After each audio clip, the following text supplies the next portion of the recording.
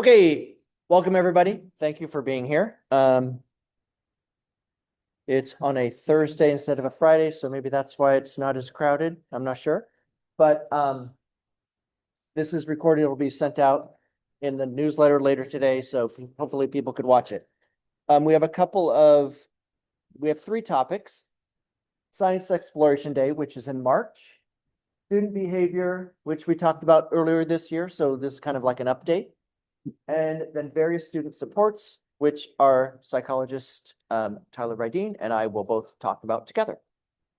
So for Science Exploration Day, we're gonna have June talk to you about that. Hey, good morning. So as you can see, Science Exploration Day is on Friday, March 13th this year. It's pretty much most of the morning. It is a very heavy volunteer driven. It's all volunteers and we need a lot of them. You do not need to have a science background, and we are looking for science presenters to teach either your kids' class or other classes. And it's usually like 10, 15 minutes talking, 20 minutes hands-on activity that you lead with your group. It's a great day. There's 3 sessions, so your kid gets exposed to 3 totally random science experiments in their morning, and it's whatever you want to teach that's science-based. Previous past, we've had Carl made ice cream, we've done bubble stuff, we've done magnet fishing. The police department came and they did really cool fingerprinting where you have to find the suspect by their fingerprint. It was awesome. The coordinators this year are Liz Larson and not Theo, Tom Faust. Sorry, I always do that. I go by the kids' name, not the parents. So if you are interested in either just helping in the classroom or actually leading a presentation, please contact Tom and Liz. And you do need to be a cleared volunteer. So if you haven't done that, please get it done now. Any questions? Okay. For supplies, I think a lot of the supplies are just like stuff that we already have. If you need something a little extra that we might not have, is there a budget or how do we do that? I can't remember. You buy it on your own, but if you need help, please contact the PTO and we can work something out. Yeah, I know last year, they did a magnifying, presentation and so we bought this super fancy magnifying or microscope, excuse me, and you were able to plug it into your computer and project what you see so everybody could see. So if you have something like, super fancy that's going to cost a lot of money, you could talk to me and we probably have site funds for it. If it's something that's sustainable. Give me just a second.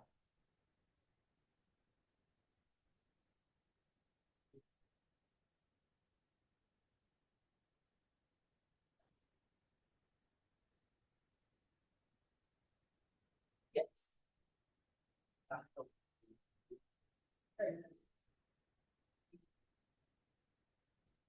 Okay. Excuse me. Yikes. Okay. Oh, thank you. Okay, so student behaviors. I talked about this in October, I think. And I just kind of wanted to update everybody. We talk about, and behaviors, we're talking about like misbehaviors, when students are misbehaving in class, out on the recess yard, anytime during the school day. So we kind of put them into 2 categories. Minor behaviors, those are managed by teachers in the classroom or yard duty staff. Out here, I'm not really involved. I might know about it, but I'm not really involved. Unless it's repeated minor behaviors, then it turns into a major behavior. So these are things like, they're talking in class when they should be, working quietly, or, they cut somebody in line at the swing. There's yard duty and teachers could manage that by themselves. If it happens, every single day, then I get involved. Then it becomes a major behavior. So the major behaviors, that's what I'm going to be talking about. Those are ones that I have been the kids have been referred to me by a yard duty teacher, by a classroom teacher, or that I actually just witnessed myself. So this graph kind of compares last year's major behaviors to this year's. So last year's The number of incidents that we had every month are in blue. And then this year is in red. So obviously, we're only in January, so we only have through January. So you can see at the beginning of the year for both years, we started out high and we kind of gradually went down. This year, a little bit less than last year. We had a spike last month in December, but these numbers are so small, it's not really, you can't read a lot into it because we're talking about like, 2 last year versus like 7 last month. It's not that much of a difference. The numbers are just so small. This month, like I would say this is significant. Last January, we had 13, and this time we had 5.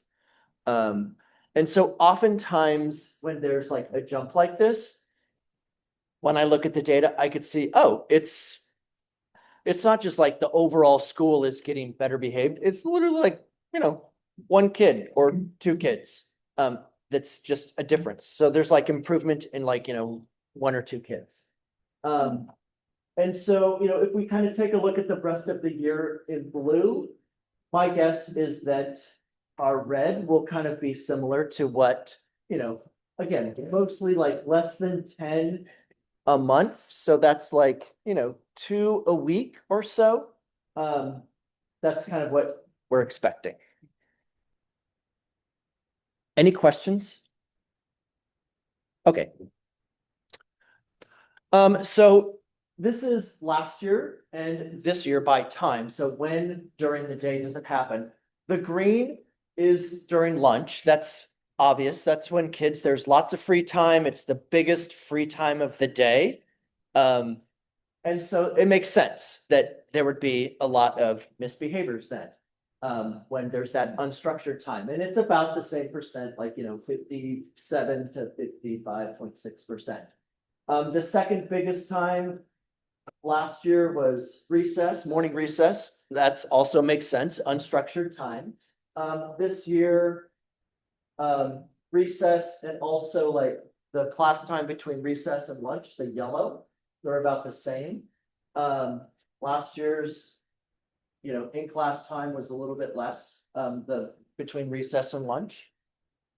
So that's something that we're going to look at. So I'm taking this data at our next staff meeting.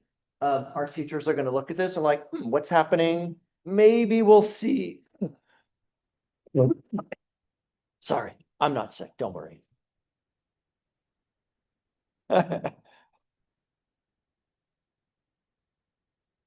Oh, sorry. I forgot to order coffee, but then June reminded me. And so coffee should be coming before this meeting's up. So you could take some coffee on the way out. Sorry to be drinking in front of you when you don't have any, although some of you do. So we're going to take a look at this and kind of figure out, why is this maybe like what, again, it could be like 1 student, maybe a couple of students, maybe it's just like a general overall. We'll take a look at that and see what we can do in the classroom to maybe lower, shrink that yellow in class time. Or maybe even at recess, lunch recess and morning recess. We'll take a look, we have our rules, we have our procedures, but maybe we could do something to alter it. Maybe it's like, give more attention to maybe, the 3 kids that are, the high flyers or something like that. You can see that both times, like the morning 8:25 to 10:20, the blue, there's not many misbehaviors happening then. And in the afternoon after lunch, the dismissal, that's the orange. There's not much happening in terms of misbehaviors then. Any questions about that? Okay. The next, students with major behavior incidents. So this is how many, so last year we had 24 kids that had 1 incident. They got in trouble once, like a major behavior. And then they, the way we look at this is like, okay, they learned, okay, I got to behave. So they didn't have any other issues. This year we've had 16.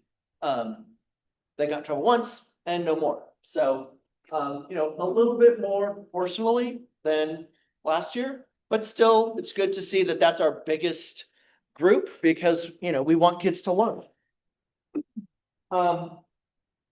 Then, we have the red is like kids with 2. They've gotten in trouble twice. The yellow is they've gotten in trouble 3 times. The green is they got in trouble 4 times, and the orange is they've gotten in trouble 5 to 8 times last year. So we had 4 kids last year that got in trouble, maybe once a month, maybe a little bit less. This year, we've had 1 kid get in trouble that many times, and then 1 kid get in trouble 4 times, 2 kids 3 times. So those like high flyers are less. So we're thinking that's good. Again, our staff is going to look at this to kind of figure out, okay, what are we doing differently? It could be that kids are just maturing and they're growing and they're learning, or it could be something that we're specifically doing in class. And, and then what could we do to, that make some changes? Yes. That full year. Right. This is full year and this is through yesterday. Yeah. Good question. Any other questions about this? Yes. There are a lot of overlap. That was a high flyer. There is some overlap and there are some new students. Yeah. I will say, well, yeah, because we're so tiny, like I don't want to identify, I don't want to talk in too much detail because I don't want to identify people. But we do in our staff meeting, we do kind of like get down into the deep dive, and we do, specifically identify people and like figure out, okay, what's best for, this kid or that kid, because that could make some big changes here. Yes.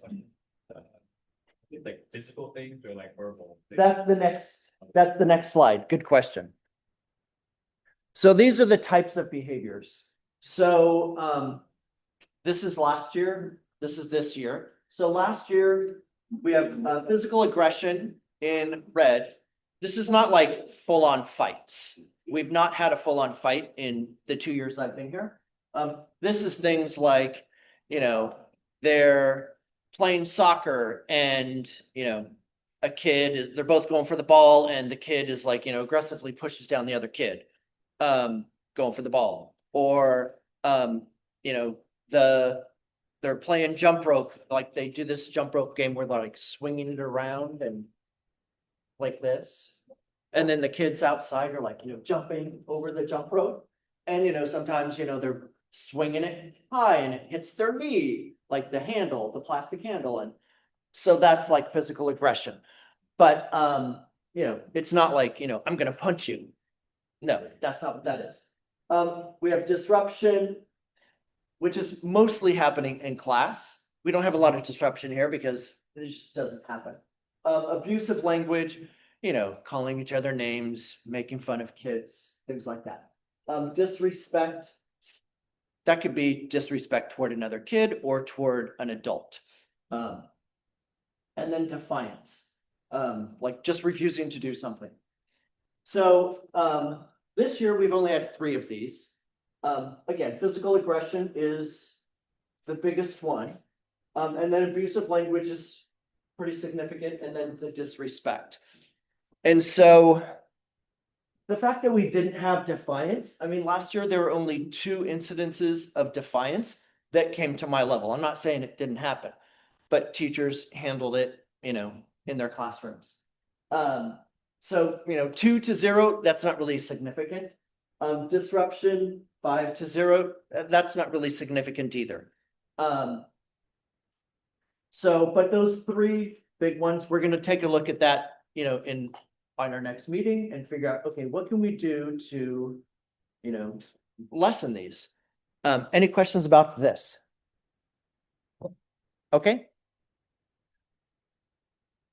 So when kids come to me, and this is, I literally copied and pasted this from our October, so this is a repeat.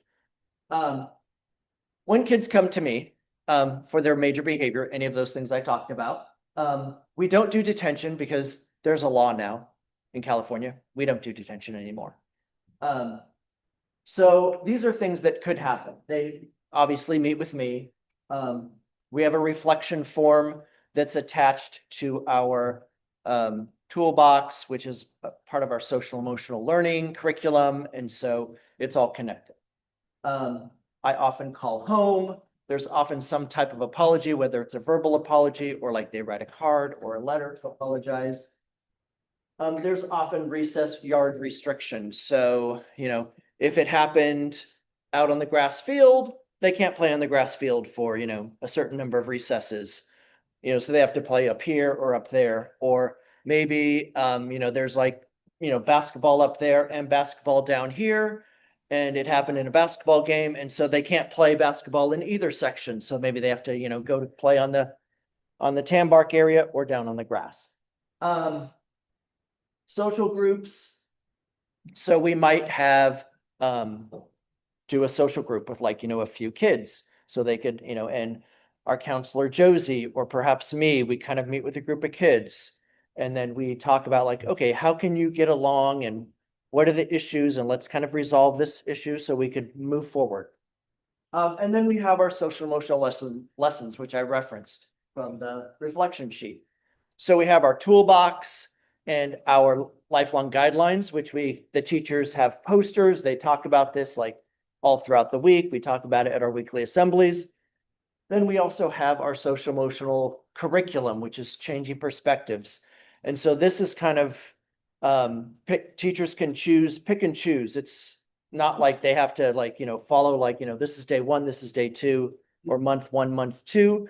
They kind of like say, okay, how is my class doing? My class is like, there's some issues with like, too much talking in class. So there's lessons that could, a whole unit that could be about that. Or, there's name calling happening in class, or there's, pushing and shoving in line, things like that. Whatever the issue might be, there's lessons and they kind of just pick and choose based on the needs of their classroom. Any questions about this? Okay. So what can you do if your child is misbehaving? So, establish routines at home. Kids love routines. Really, all of us love routines. It's like doing the same thing every single day. It's very comforting. And so things like bedtime and meals and chores, arriving at school on time, it just helps people feel comfortable. Model good behavior. So children learn by watching. Adults aren't perfect. So, sometimes we yell and sometimes we get in fights or arguments. And so kids see that, or even watching, videos or TV, and there's, some kind of misbehavior. Kids pick up on that. So just watch, monitor that carefully. Foster open communication, especially as the kids get older. Kids like in the younger grades, like, how was your day? And the kids are just like, oh, well, let me tell you everything about my day. By the time they get like 4th or 5th grade, how was your day? Fine. So I actually don't like the question, how was your day? Because it produces a closed answer, like, like a yes or no or a fine or just like a 1-word answer. I would instead say, what did you learn today? What did you do at recess? Who did you hang out with? Things like that. And then listen to them. And if there's, some issue, talk to your teacher or talk to me. Because a lot of time, and, I know a lot of times, parents are like, well, I'm just gonna, that was an unfortunate situation. But, I don't want to make waves. I don't want to disturb the teacher or the principal. Like that, you don't have to feel that way. We are open. We are professionals. So we're not gonna, judge you or judge your kid or, be like, oh my gosh, again, they're calling, or, we don't believe them, or, I'm now now you're creating issues for me and I'm gonna, get mad at your kid because of it. We don't do that. So, I mean, please just know that we are professionals. Part of our job is to, listen to, like parents that might say, hey, stop yelling at my kid, if that's what's happening. that's good feedback for us. Like, we're not perfect. So we need to hear that and we will grow from that. And if you're still not comfortable, talking to the teacher, you could talk to me. I've got lots of ways I talk to teachers. I've done that my whole career as a administrator, that is supportive, but also, gets to the heart of the issue so we could support the kids. It's really just about supporting the kids more than like, how are we going to feel because we're being criticized or whatever it might be. Any questions about that? Okay. And then, oh, I kind of talked about it. So last one was like, okay, this one is if your kid is being harmed. I just kind of talked about that, but let me talk about it again. Again, foster open communication. So you can hear a lot of times kids, especially out in the yard, but even in class, kids might be sitting next to each other and they're whispering to each other, maybe something mean. Or, we have lots of yard duty staff on all 3 yards, but, we're not right next to the kids. So little things could happen very easily that we don't see, or that we can't hear. And so oftentimes this could be repeated and it could happen again and again. And the kids don't say anything because they're scared of retaliation or whatever. But maybe they tell you, and anything that is happening repeatedly, like, if they're being, name called every day, for, the last couple of weeks, they're not saying anything. We don't hear anything. They're telling you, and well, that's bullying. We want to stop bullying. But oftentimes when there is bullying, and I don't think there's a lot of bullying at the school, but when there is bullying, one of the reasons it gets to that stage of bullying is because we don't see it or hear it, but probably you do. So please tell us, and I appreciate it because many times when we do hear about bullying, it comes from the parents because we don't see it or hear it, and the kids are kind of scared. That the other kid's gonna like bully them more if they tell. So please tell us if that's happening, and then we can deal with it. Again, contact me or the teacher. And then, have your child identify trusted adults. Maybe it's their teacher, maybe it's me, maybe it's a yard duty person that they just really like. Every kid should have at least one trusted adult at school that they could go to for any issue. Ideally even more, but at least one. So I would talk to your kids about that. Any questions about that? Okay. Next is students. Yes. Email, call, yes. Talk to me in person, whatever works for you. Yeah. Teachers are different. So, ask the teacher what they like best, but I like any of those.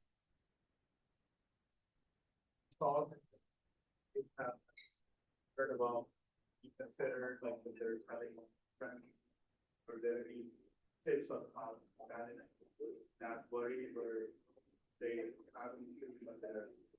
Don't want to tell us because they don't will tell you. Yes, so I'm going to answer that question because I have ways that I will explain, but there's ears in the room and I don't want to give away my secrets. Okay, so remind me, I'll answer that at the end. Okay, so moving on, this is when Tyler's going to join me.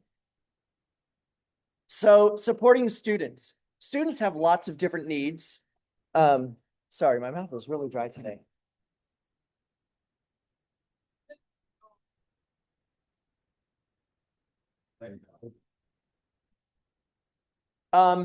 Students have lots of needs.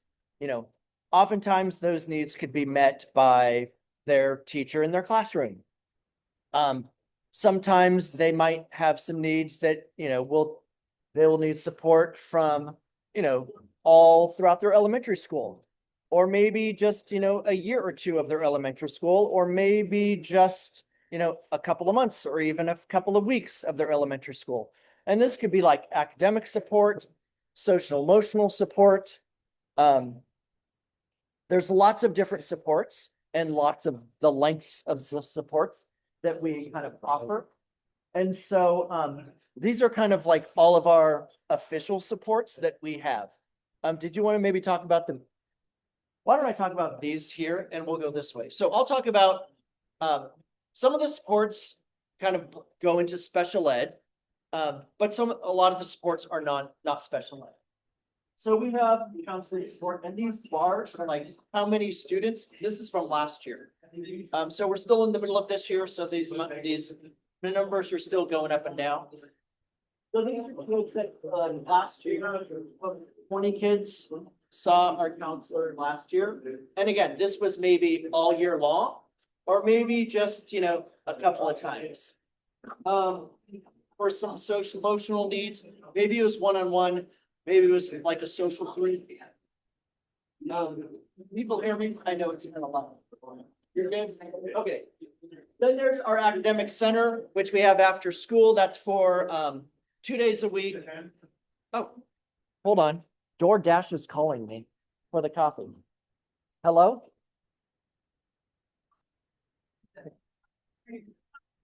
It's a, yeah. Okay. Academic center, 3 days a week after school, it's for language arts. 2 days a week, it's for math. You can see we have 25 kids that participate in that, and that is every trimester. We, some kids are added, some kids go away, kind of based on test scores and teacher recommendations. And then we have intervention. So this is like during class time. Ms. G, who is our special ed RSP teacher, but she also does some intervention to our just some students who aren't special ed, but they might need some extra help in like reading or math or something like that. And so we have Ms. G support. We also have some of our paraprofessional support during the day with gen ed students who just need a little extra help. We have the SST process, which is a student success team. So this is, excuse me, if your student is like struggling in some way, academically, socially, or emotionally, and the teacher kind of like identifies like, or maybe you say you talk to the teacher and you're like, you know, my kid is struggling in some way.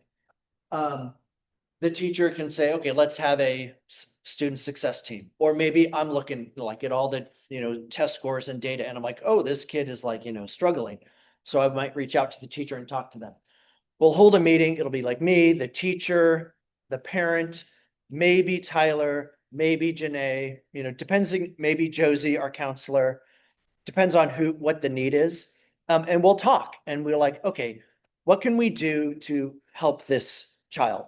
And usually we make a plan of like, okay, let's, you know, provide this extra support. Maybe it's counseling support, maybe it's intervention. And let's monitor this over the next like 2 months and see how the kid does. And at those 2 months, then we look and we're like, okay, the kid is still struggling. So let's, you know, maybe we do something else. Or the kid is like succeeding. We're like, great, it's working. So let's continue what we're doing. Or let's, you know, maybe the kid is just, you know, grown up so much, we don't need to offer that extra support anymore. So sometimes if the kid is, you know, struggling a lot, we might say, okay, you know, let's hold a second SST meeting and kind of figure out, okay, what do we do? Let's offer some different supports. Maybe we even go to a 504 plan, which I'll talk about in a second. Or maybe after a couple of SSTs, we decide, okay, maybe we need to get some special ed assessment, which I know Tyler's going to talk about in a second. But I'm gonna jump over that for the moment. Our other support is ELD, English Language Development. These are for our students who whose first language was something other than English. And they came into school and they tested and they qualify for this extra English language support. And so last year we had 20, this year I think it's a few more. And so there's 2 types of English language development. There's the in class with everybody, that's called integrated ELD. And so these are supports that kind of help all students, but really help our multilingual learners. Just this year, they kind of changed the language from English learner to multilingual because they do speak another language at home, or that was their first language, and now they speak English at school. Um, so an example of like the integrated support where everybody gets, maybe there's a sentence frame. So for example, if kids are like solving a math problem, the sentence frame might be, my answer is blank because blank. And so kids would use that language like talking to their partner. My answer is 15 because, there are 3 groups of 5 or whatever they might say. And so just that language, that's good for everybody because everybody needs to learn how to talk, talk math. But then it's really good for the English learners or the multilingual learners because they don't necessarily know how to say that. And then designated ELD is we have a couple of teachers, actually now 3. Ava is our main teacher. Janae, our RSP teacher, also teaches some ELD. And then Joy, our Wednesday art teacher, also teaches some ELD on Wednesday. And so they pull some kids out in small groups into their classrooms, and they target specific needs based on those kids to support their English. And then every year, the kids get tested with this state test, and if they improve enough, then they could be reclassified, and they are no longer considered a multilingual learner, and they don't have to get this extra support anymore. Okay, and then a 504. Let me explain this. So a 504 this could be lots of different needs. It could be a medical need. It could be academic need. It could be a social emotional need. Kind of like any need. Maybe it's not so significant that they need special ed support. But it's, or maybe, maybe they don't need to see, but it's something significant that we want to say, okay, let's make sure that this support is like in place, for at least a year. And these are like annual plans, 504 plans that, can be updated every year. So if a kid has asthma and, lots of kids has asthma. So you don't, just because your kid has asthma doesn't mean they need to have a 504. But, we've had kids, I don't know, I'm sure this school has, but like in my previous school, we had kids where like a nurse had to come every day because they had really bad asthma, like every day before lunch and test the kid. So we had a 504 plan for that.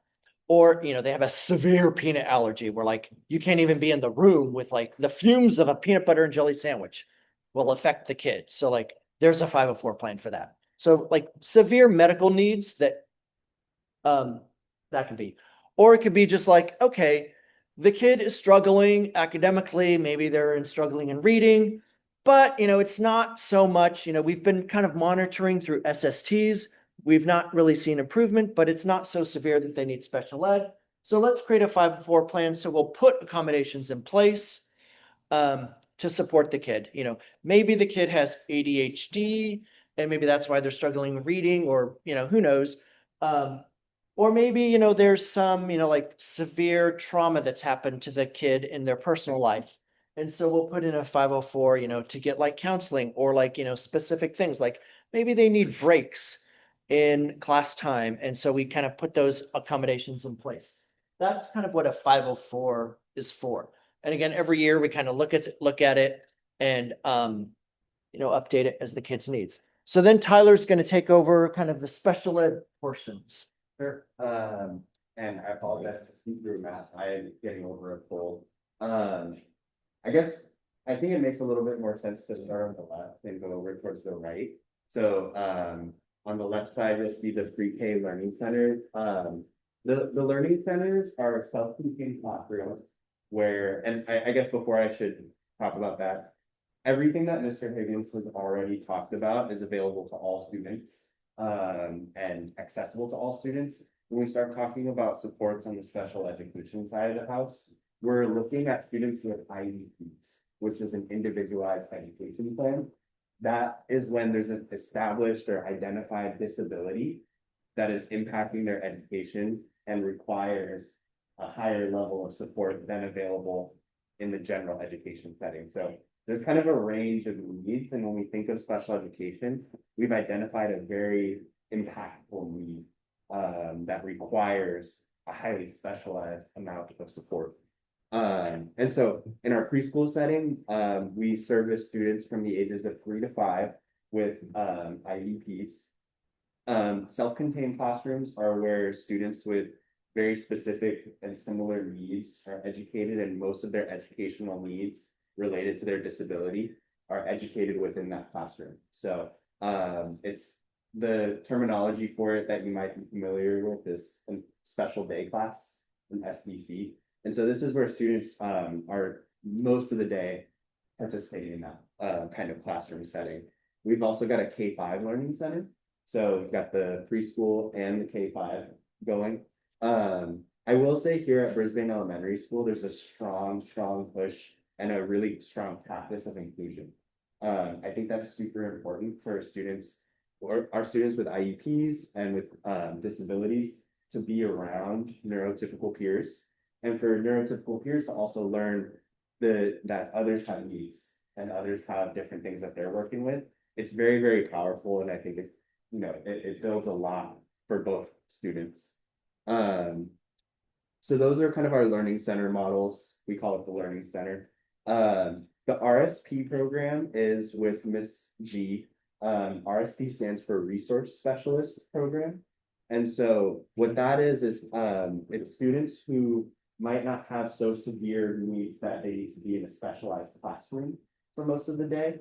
But this is where some of our students that are, struggling with something like a dyslexia, right? Where they need 30 minutes a day, 45 minutes a day of pull out or push in support to support foundational reading. That's the kind of work that's done in our RSP program. It's really, how do we work on the skills that might be still emerging to be able to allow for access to the general education setting.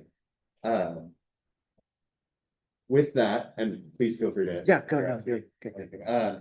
With that, we've also got speech. So our speech and language pathologist works with students who have identified speech or language impairments. So this could be something like right, a fluency difficulty, an expressive language, a receptive language issue, right? So whether it's speaking or listening, those sorts of things. Our speech therapist works with a good amount of students, primarily in the younger grades. I think that's when you start to really see it emerge. And the hope is that by the older grades, the students have developed. That's really the goal of special education, is to develop skills so that eventually these supports aren't needed anymore. Our physical therapist works with some students with physical needs that might impact their educational programming. So any mobility issues, walking, stairs, things like that, where we have students that those skills are impacted. We have a physical therapist who works with students that is a relatively minimal amount, but those needs are present in our district. Our occupational therapist, so PT, think of as big movements. Our occupational therapist works on small movements. So the things with your fingers, this comes into play a lot of times with writing. So we think about our students who are learning to write and form letters, holding a pencil properly, things like that. Our OT also does some work around sensory needs. So we know that students have sensory needs in the classroom, sound, light, whether it's touch or pressure that's needed. And so she also works with some of that. And then APE stands for adapted PE. This goes a little bit hand in hand with our PT, but adapted PE is really what it is and what it says. It's adapted physical education for students with physical disabilities. And so it's allowing for some of that same participation, that same movement, but it's adapted to where a student might be in terms of their physical abilities. I think that's, in a nutshell, Yeah. That's what we, kind of offer. Everything is individualized to each student. And so that's why it's an individualized education plan, is each student's needs are going to require different levels and different amounts of service, different kinds of service.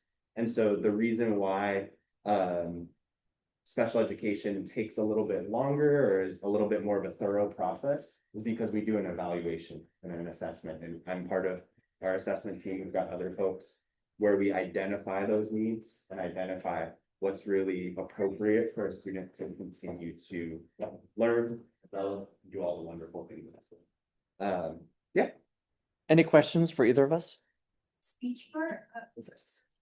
If you guys assessing the students that, or like, is it the parent's job to bring it up? So there's multiple pathways that we can go. Parents are always welcome to bring up any concerns about what might be a speech issue. Our speech therapist is usually the person that kind of knows when certain things should be developed. So it's developmentally appropriate, for example, for certain sounds to not be, fully, sharp, I guess that might not be the right word, by a certain age. And so that might be where we have an SST and we talk about, hey, we're seeing, some of these difficulties pronouncing whatever sound R's.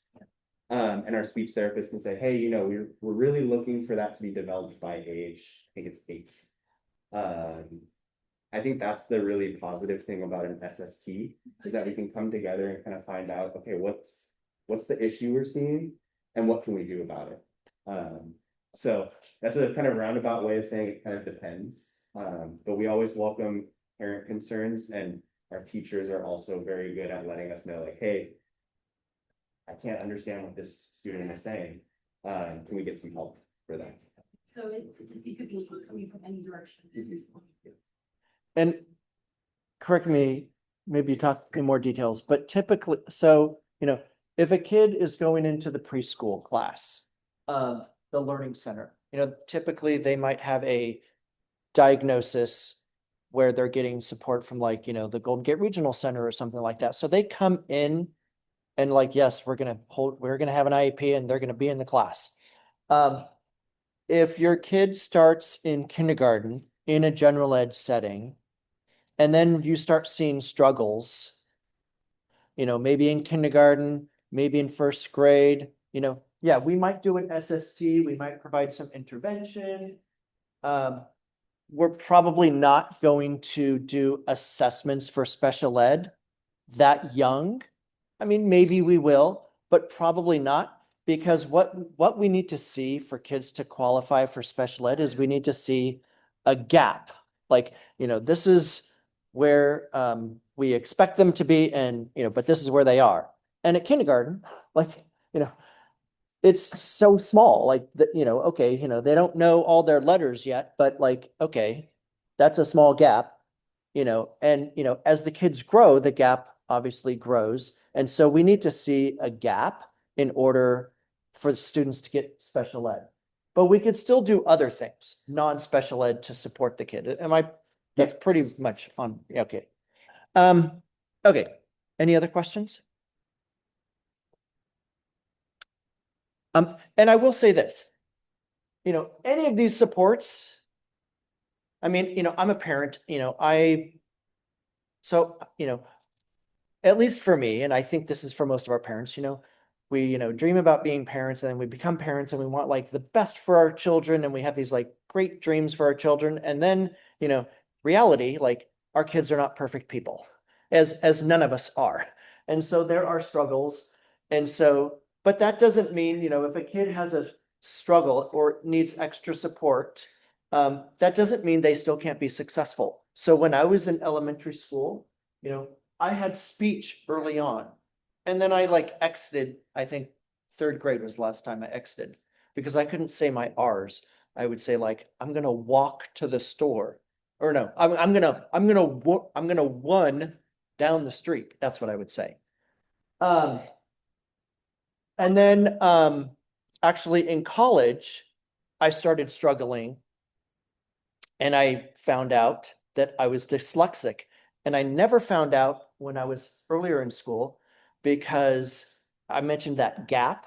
I always had that gap throughout my education, but my base, what I was actually achieving, was always pretty high. So like, this is what kindergartners are supposed to do, and I'm right here. But what my brain could attain to was up here. So there was a gap, but my achievement was just on par with what I was supposed to do. And I didn't even notice that gap until I got to college. And then all of a sudden I'm like, oh, I'm dyslexic. This makes sense. And so I've been able to adapt and, it's still like, I don't even see it as a disability because this is just who I am. And so when I talk to kids, I'm like, I don't really see it as a disability. It's just who you are. And you could still be successful. You just have to learn to deal with things differently. And so, when I, talk to my, principal colleagues, and I'm like, oh, this is what I'm working on, and this is like my process. Like my process is different than their process oftentimes, not every time, but oftentimes, because I just have to do things differently. But I don't necessarily see it as a disability. Um, so, so I think, having that mindset can really help parents kind of deal with any kind of issues that kids might be, any needs that kids might have. Okay, and then who receives the services? So again, this is from last year. So about 2/3, almost 2/3 of our students, they didn't receive any of these services. But we still have, about 1/3 that received some of these services, at least for part of the year, if not the full year. So the blue is, they received only special ed services. And then the blue and the red, well, and then, well, let me jump down here. The yellow is non-special ed services. So that's, about 20% of our kids might be getting counseling or, intervention or something like that. And then the red is the students that receive both. So like you can find the blue and the red, like that's all of our special ed services, and some of those red kids also receive the non-services, like they might be in the RSP class and they might be in the academic center. And so that's kind of our kids. Any questions? Okay, and that is it. So if you have any other topics that you want me to discuss in future weeks or future months, please scan this and let me know. There is coffee back there. Thank you, June, for reminding me and dealing with getting it and using my phone. Hopefully no text came in from my son like, so please have some coffee and thank you for being here. I'll see you later. Okay. Gosh, I do have a lot of texts, but thanks for not looking at them.